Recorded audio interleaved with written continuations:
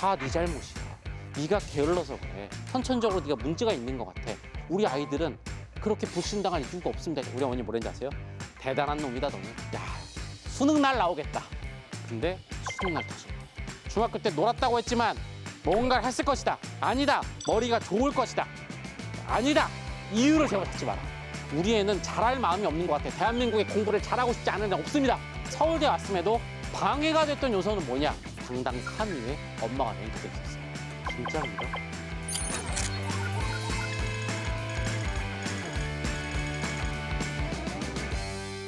학부모님이 들으셔야 되는 가장 중요한 세 번째 코드입니다. 자, 혼공은 이상이 아닌 믿음이답니다. 부모님들이 가진 생각을 말씀드리면 이해가 되실 겁니다. 혼공은 이상이다 이렇게 생각하시죠? 혼공은 특별한 아이들을 위한 거고 평범한 또는 평범한 우리 아이한테는 좀 먼 얘기 아닐까요? 뭡니까? 못 믿는 거죠. 우리 아이는 할 수 없다. 아니요.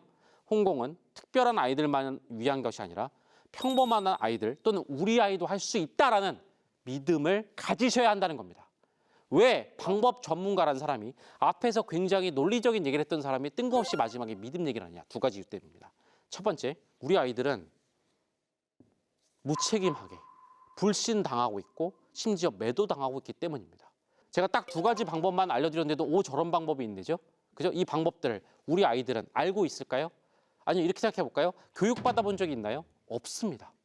우리나라에서는 공부 방법을 전문적으로 교육하지 않죠. 이것은 너무 가혹한 일 아닐까요? 이런 비유를 드리면 제일 와닿으실 겁니다. 수영장에 갔습니다. 부모님들, 우리 아이 꼬마애 때 수영장 데리고 와서 수영장에 그냥 밀어넣으시고 알아서 수영하라는 부분이 없으시죠. 그건 큰일 난 일이고 무책임을 넘어서 너무 위험한 일이죠. 뭐 가르치십니까? 호흡법, 음파, 수영을 어떻게 하는지 방법을 알려주고 물에 넣습니다. 자전거를 탈 때도 마찬가지시죠. 뒤에서 잡아주시죠. 처음부터 그냥 굴려놓고 넘어지면 이러십니까? 너가 게을러서 그래. 아, 선천적으로 너는 안 되는 애야. 수영장에서 빠져 허우적거리는 애한테 네가 게을러서 그래. 선천적으로 넌 안 되는 애야. 그렇게 안 하시죠. 근데 공부는 지금 그런 일이 벌어지고 있다는 겁니다. 방법을 배워본 적이 없어요. 수영장에 물에 빠져서 수영을 하다 보면 방법 다 알게 되지 않아요? 자전거도 그냥 타다가 무릎 엄청 까지면 아니죠. 그렇게 말하면 안 되죠. 첫 번째, 공부는 수영보다 훨씬 어려워요. 두 번째, 수영장에 빠져서 자동적으로 배우기 전에 죽을 수 있잖아요. 이게 뭘 뜻하는지 아세요? 공부를 하다가 방법이 틀려요. 그 방법을 스스로 알아내려면 끝까지 버티는 힘이 필요하거든요. 1년 동안 시행착오를 해야 되는데 중간에 성적이 안 나와요. 성취감이 없어요. 난 안 되는 앤가 보다 싶어요. 그러면 더 방법을 모색하기 전에 포기하게 되죠.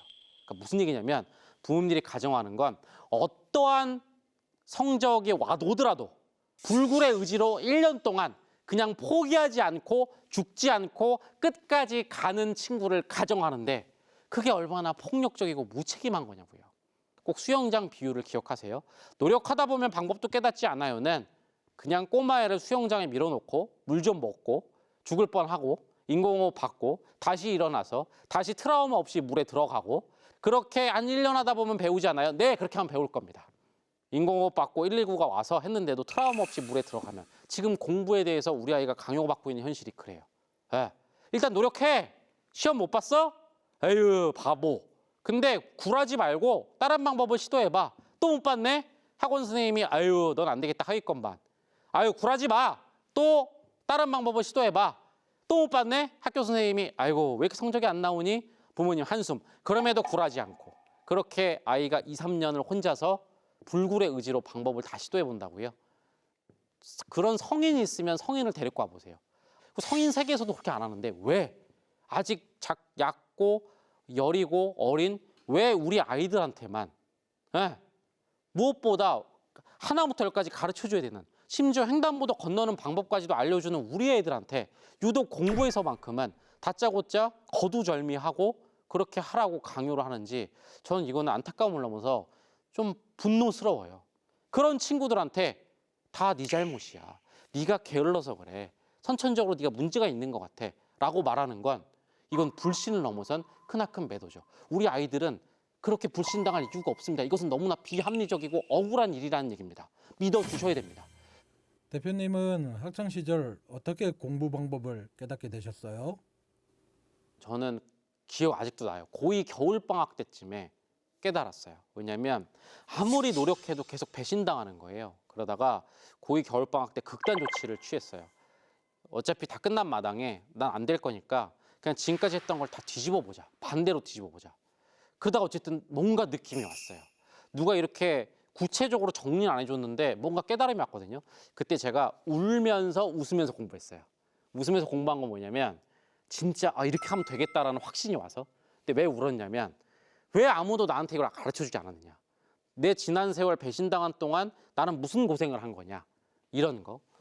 그런 걸 느꼈고요. 그 방법을 깨닫게 된 가장 큰 거는 우리 어머님의 믿음이 있었던 것 같아요. 왜냐하면 해보다가 안 되면 고2가 아니라 대부분 그 전에 다 나가 떨어지거든요. 근데 우리 어머님이 저를 진짜 무조건적으로 믿어주셨어요. 너는 될 거야. 심지어 제가 고1 성적이 엉망으로 나왔거든요. 보여드렸어요. 우리 어머니 뭐라고 하셨냐면 야, 중학교 때 그렇게 공부 안 한 놈이 고1 때 성적이 갑자기 잘 나오면 그게 사기지. 너는 고2 때 나올 거야. 근데 고2 때 성적이 안 나왔어요. 그래서 어머니한테 보여드렸어요. 엄마 나 안 되나 봐. 어머니 뭐랬는지 아세요? 너는 고3 때 나올 거야. 괜히 고3이냐? 역전의 용사인가 보다. 근데 웃긴 게 뭐냐면 고3 때도 안 나왔어요. 고2 겨울방학 때 공법을 깨달았지만 깨달았다고 바로 바뀌는 게 아니잖아요. 또 시간이 필요하잖아요. 고3 때 안 나왔어요. 우리 어머니 뭐랬는지 아세요? 대단한 놈이다 너는. 야, 수능 날 나오겠다. 어떻게 이렇게 끝까지 대단해? 근데 수능 날 터진 거예요. 정말로. 그러니까 저는 방법을 알려주는 사람이 없었어요. 빨리 알려줬다면 더 좋았을 거고, 두 번째는 스스로 깨달았는데 그 견딘 힘은 믿음. 믿음이 근원적으로 깔리잖아요. 그러면 제가 오늘 말씀드린 방법을 학생이 안 배워도 있죠? 혼자서 찾아낼 수 있을 거예요. 왜? 이 믿음이 안 흔들리면 꺾이지 않고 이렇게도 해보고 저렇게도 해볼 거니까. 그래서 이게 제일 중요하다. 저한테도 해당한 내용이에요. 어머님의 믿음, 그 위에서 이렇게 저렇게 시도해본 방법, 그죠? 끝까지 포기하지 않았던 혼공의 의지, 그래서 최종적으로 성적이 나온 거죠. 고2 때 우연히 공부 방법을 깨달았다고요? 혹시 대표님만의 특별한 이유가 있는 거 아닐까요? 그냥 팩트로 말씀드릴게요. 왜냐하면 이거는 방송에 조심스럽게 이렇게 얘기하면 저 봐. 어쨌든 책상에 앉아 있었고 중학교 때 지식 뭐라도 습득했기 때문에 뭐라도 된 것이라고 부모님들은 끊임없이 계속 이유를 찾으세요. 아니면 하다못해 저 보시고 뭐라는지 아세요? 말을 너무 잘해. 기본적으로 머리는 좋은 것 같아. 머리가 좋지 않으면 저런 말은 안 나올 거야. 말에 대해서 말씀드릴까요? 저는 대학교 입학까지 굉장히 심각한 대중공포증과 말더듬이 환자였어요. 그러니까 대중 앞에 나가면 심리적인 게 아니라 심지어인 게 너무 심해서 신체적으로 영향이 와서 막 두드러기가 났고 말을 계속 더듬거리는. 그러니까 이것은 뭔지 아세요? 제가 이 일을 해야겠다라고 생각하고 엄청나게 연습한 거예요. 의지가 대단하시군요. 노력하시고 NO! 방법을 먼저 연구하고 그러니까 노력과 의지가 따라온 거고 제가 이렇게 된 계기는 고등학교 때 제 경험 때문이에요. 아무리 늦어도 방법을 제대로 바꾸면 할 수 있다. 거꾸로 방법이 틀린 상태에서 무지막지 밀어붙이면 의지와 노력은 꺾인다. 그래서 고등학교, 중학교 때 제 친구들은 제가 방송에 나오잖아요.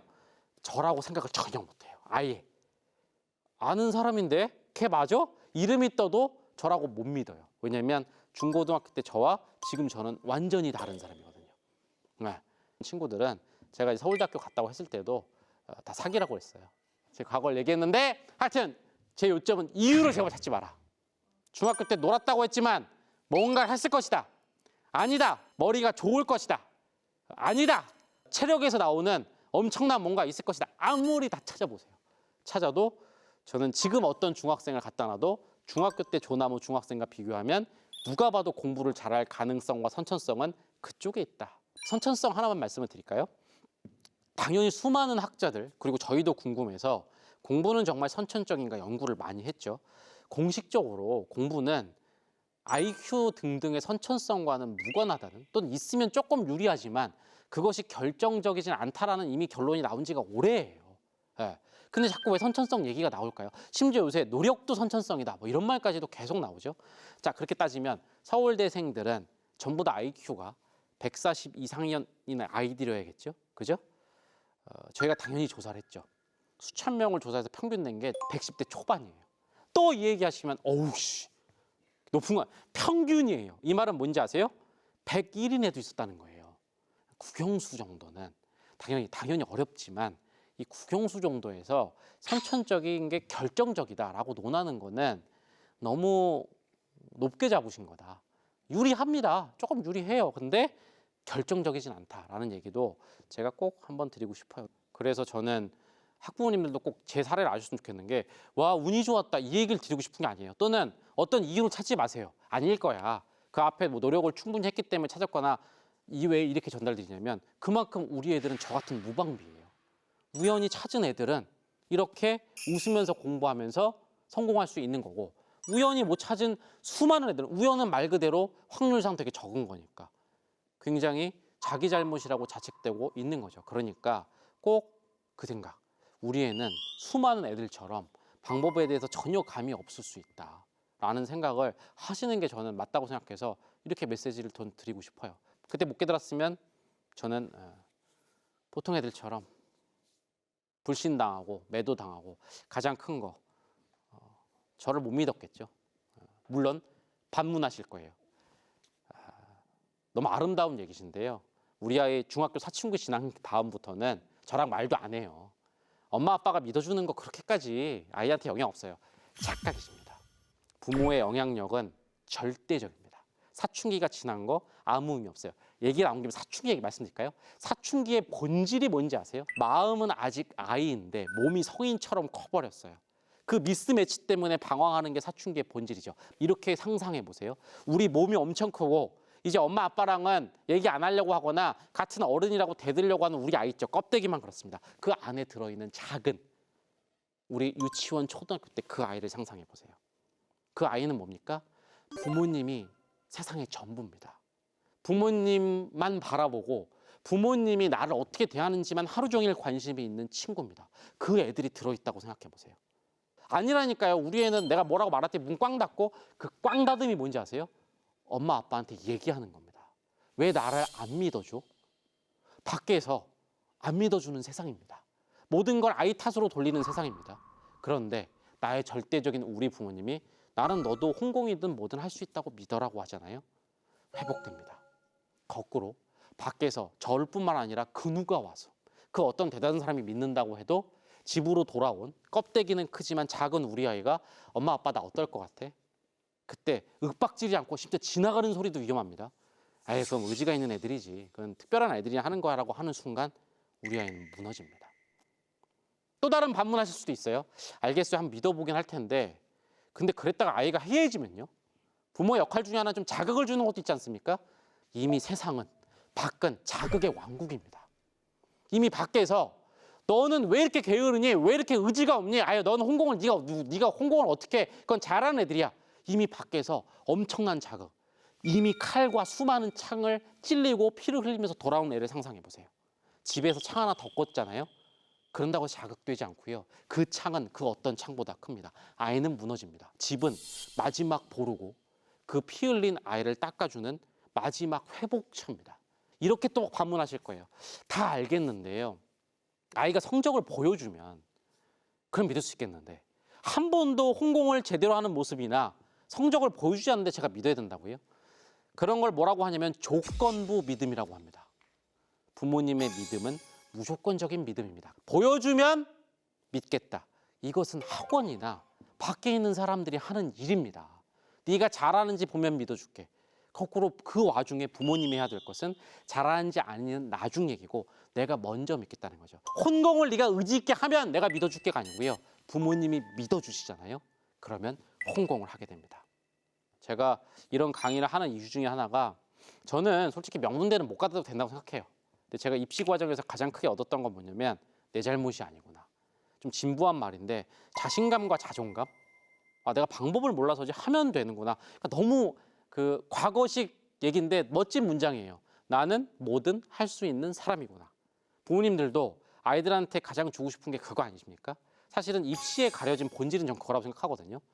어디 대학 갔다 그게 중요한 게 아니라 그 입시 경험을 통해서 나는 할 수 있는 사람이구나. 그런데 그게 방법이 엉망이거나 방법을 모르는 경우 모든 게 학생의 자기 책임으로 규칙되면서 가장 치명적인 거, 나는 해도 안 되는 사람, 나는 원래 태어날 때부터 게으른 사람, 이런 어떤 자기 낙인을 찍고 대학에 가는 건 전 성인이 되는 건 되게 위험하다고 생각을 하고, 한편으로는 그 주범이 부모님이시면 안 된다는 거죠. 우리 아이에게 아기일 때 항상 하는 말, 너는 뭐든 할 수 있는 사람이야. 엄마, 난 대통령 될 거야. 네가? 안 그러셨죠? 아, 대통령이 뭐야 하고 싶은 거 다 해. 근데 왜? 초등학교 고학년쯤 돼서 이제 본격적으로 뭔가 문제를 풀고 평가라는 것이 이루어질 때부터 갑자기 부모님들이 뭐 너는 해도 안 되는 게 있어 라는 메시지가 전달되면서 되는 거죠. 물론 부모님은 되게 논리적으로 얘기했었다고 생각해요. 거꾸로 아이가 너무 실망하지 않게 공부가 인생의 전부는 아니니까 당연히 공부가 인생의 전부가 아닌데 중요한 거. 절대적인 부모님이 아유 국어 못해도 돼. 너는 해도 안 돼. 그건 국어는 잘하는 애들 따로 있어. 그 밑에 있는 본질은 다르게 전달된다는 겁니다. 아이한테 뭐 너는 뭘 해도 안 될 수 있어. 그렇게 되는 게 저는 무서워서 이런 강의를 하고 있는 거고 저도 학창 시절에 끝까지 방법을 몰랐으면 그런 생각으로 어른이 됐을 것 같아요. 세상엔 해도 안 되는 게 있다. 모든 건 다 내가 게을러서다. 모든 건 내 의지 문제다. 부모님도 날 안 믿어주고 나도 날 믿을 수 없다. 너무 극단적으로 얘기했는데 그럴 수 있었다고 생각합니다. 자, 부모님들 제일 저한테 많이 물어보는 거, 제일 관심 있는 거, 공부, 의지, 동기부여 제일 관심 많으시죠? 우리 애는 잘할 마음이 없는 것 같아요. 대한민국에 공부를 잘하고 싶지 않은 애는 없습니다. 모두 다 잘하고 싶어 해요. 저는 공부 잘하고 싶지 않은데 이런 애는 없어요. 다들 잘하고 싶어 해요. 근데 뭐가 문제인지 아세요? 더 근원에 있는 거. 제가 할 수 있을까요? 자신이 없어서요. 나를 못 믿겠는 거예요. 부모님이 믿어주십니다. 그러면 나도 할 수 있다라는 자신감이 획득됩니다. 할 수 있으니까 성적이 비록 한번 꺾이더라도 의지까지 꺾이지 않고 계속 가는 겁니다. 믿어주는 누군가 있잖아요. 그게 시발점이고 거기서 전 노력과 의지는 뒤에서 나온다고 생각해요. 아무리 게으른 친구도 또 부모님도 학창시절 떠올려 보세요. 아무리 공부에 담을 쌌어도 단 하루쯤은 열심히 했던 날이 있을 거예요. 그날이 있어요. 단 일주일 또는 단 한 번의 중간고사 열심히 할 땐 누구나 있어요. 근데 그 단 한 번이 왜 한 번으로 끝나느냐? 다시 한번 게을러서가 아니라 꺾이는 거예요. 그리고 그게 꺾이지 않다고 했을 때 바뀌는 친구를 너무 많이 봤기 때문이고 또 근원 욕망이 다 있다는 걸 확인했기 때문에 감히 말씀드리는 거고요. 서울대생들한테 조사를 했어요. 네가 서울대생이 됐을 때 가장 긍정적, 결정적 영향을 끼친 존재가 끼친 뭐 방법, 존재가 뭐냐고 했을 때 6위에 엄마가 있더라고요. 엄마 때문에 난 서울대 온 것 같다. 되게 감동적이죠. 근데 재미있는 결과 거꾸로 가장 공부에 네가 서울대 왔음에도 방해가 됐던 요소는 뭐냐? 당당 3위에 엄마가 랭크돼 있었어요. 도움 줬던 6위의 엄마, 방해됐던 3위의 엄마. 부모님이 역할을 어떻게 하냐에 따라서 성적이 너무 좌지우지됩니다. 성적을 올리고 싶으세요? 그죠? 믿어주세요. 혼공하는 아이를 만들고 싶으세요? 믿어주세요. 그래서 세 번째 코드는 혼공은 이상이 아닌 특별한 아이들만의 얘기가 아닌 믿음이다. 우리 애도 할 수 있어. 충분히 할 수 있어. 지금 몇 등인지는 안 중요해요. 몇 등인지를 보고 믿을까 말까 결정했으니까 그 등수에서 못 올라가는 겁니다. 등수에 상관없이 무조건적으로 할 수 있어. 그게 진심으로 전달돼야 됩니다. 또 오늘 이 방송 보시고 가서 가식적으로 하시면 안 돼요. 에? 엄마가 무슨 방송을 봤는데 느낀 바가 있어. 너 믿어? 이렇게 하시면 아이들은 금방 눈치챕니다. 진심으로. 물론 부모님도 어색하실 거예요. 한 번으로 끝내지 마시고요. 2번, 3번, 4번, 5번 하다 보면 제가 말씀드릴게요. 마법의 순간이 옵니다. 아이가 처음에 되게 반항할 거예요. 어디서 또 무슨 방송 봤나 봐. 응? 영혼 없는 믿음? 알겠어. 부모님도 그 시니컬한 반응에 짜증이 나실 거지만 계속 아니야 믿어. 스스로도 진짜로 믿으셔야 됩니다. 믿어. 너도 할 수 있어. 그러다가 어느 날 한 7번쯤 얘기했을 때 갑자기 아이가 여전히 시니컬한 태도지만 고개를 살짝 돌릴 겁니다. 진짜 믿어? 그게 마법의 순간, 회복의 순간입니다. 우리 아이 공부 잘 시키는 방법, 가장 밑바닥에는 부모님의 믿음, 근원적이고 감성적인 부모님의 믿음이 딱 기반이 됩니다. 자, 그 위에서 이 믿음, 이게 가장 기반입니다. 방법이 올라갑니다. 방법은 논리적이고 과정적인 믿음이죠. 즉, 부모님이 나 할 수 있다고 믿으셨어. 한번 해볼까? 근데 하다가 잘 안 돼요. 그때 내가 방법을 몰라서구나. 방법을 바꿔볼까? 진짜 되네? 이 방법은 버려야겠다. 이 방법이니까 되네. 나는 방법을 몰라서 이제 안 되는 애가 아니었구나. 그러면서 뭡니까? 의지가 지속되죠. 그리고 의지가 꺾이지 않고 뭘 하는 겁니까? 마지막 혼공. 믿음, 방법, 혼공. 그래서 혼공이 3대7 비율로 하게 되고 안 꺾입니다. 그럼 최종적으로 결과로 뭐가 따라옵니까? 성적이 따라오는 겁니다. 바로 이겁니다. 믿음, 방법, 혼공, 최종적으로 성적. 만약 3가지 코드로 압축드렸는데도 복잡하시다. 단 한 가지만 남긴다면 믿음입니다. 그 믿음을 통해서 우리 아이는 스스로를 믿게 될 거고 부모님들이 제일 관심 많으신 혼공 의지가 생기게 될 겁니다. 혹시 믿음이 흔들리시면 제가 말씀드린 방법은 기억 안 나더라도 뭔가 방법을 몰라서 그런 것 같아 라고 끝까지 믿어주시는 우리 학부모님 되셨으면 좋겠습니다. 긴 강의 듣느라고 고생 많으셨고 감사합니다.